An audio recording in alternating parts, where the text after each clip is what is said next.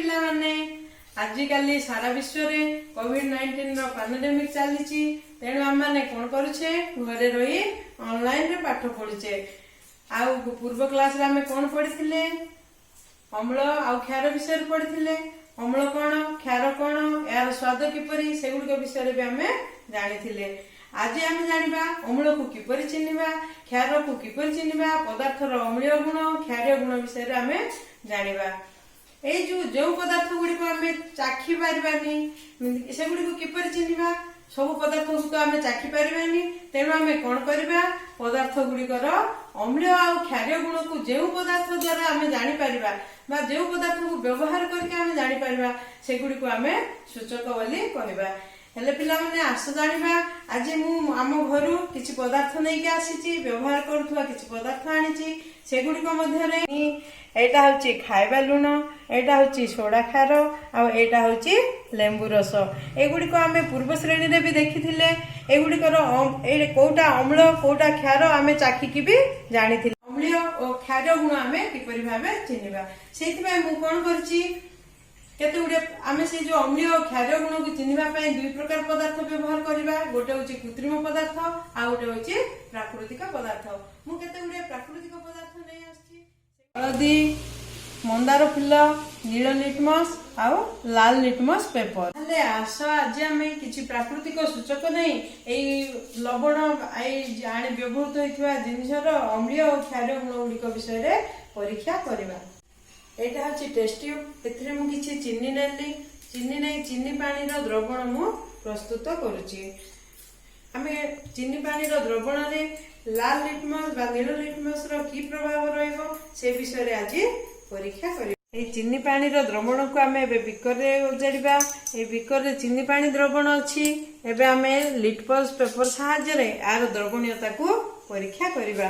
एहा अम्ल ना क्षार ना कौन परिवर्तन हो ना जदि अम्ल नुहे कि क्षार नुहे ताले आम ताको कौन कहबा प्रशमित द्रवण बोली कहबा।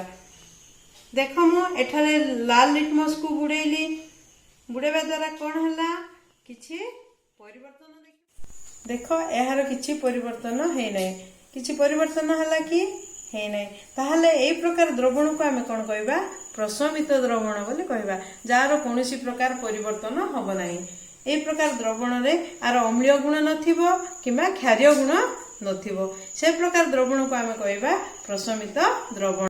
बिकर रे मु किछि सोडा खार नैची सोडा खार को नै मु सेथिरे किछि पानी मिसौची बा द्रवण प्रस्तुत करूची। ए द्रवण को आमे परीक्षा करबा सेथिरे मु कोन करली नील लिटमस बुड़ेली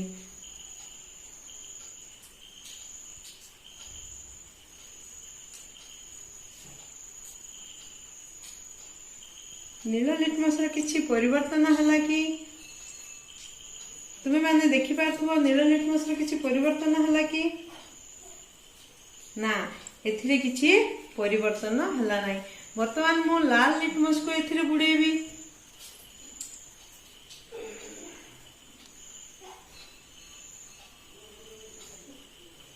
तुम्हें मैंने देखि पारथुबो लाल लिटमस रो वर्ण परिवर्तन हो गला ताहा नील लिटमस रे परिणत हो गला।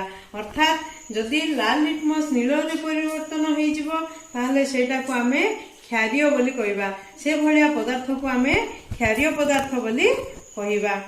ठीक से परी आमे लेंबू पानी नेबा लेंबू पानी रे आमे नील लिटमस को बुड़ेबा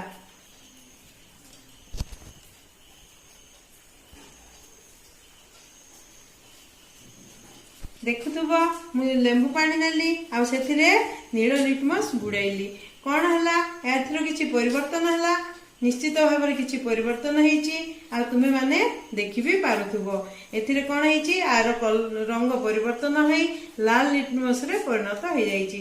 तेणु क्षारीय अम्लीय पदार्थ रे लाल लिटमस नील वर्ण ଅମ୍ଳୀୟ ଓ କ୍ଷାର ଗୁଣକୁ କିଭଳି ଭାବେ ଆମେ ପରୀକ୍ଷା କରିବା ତ ଜାଣିଲେ।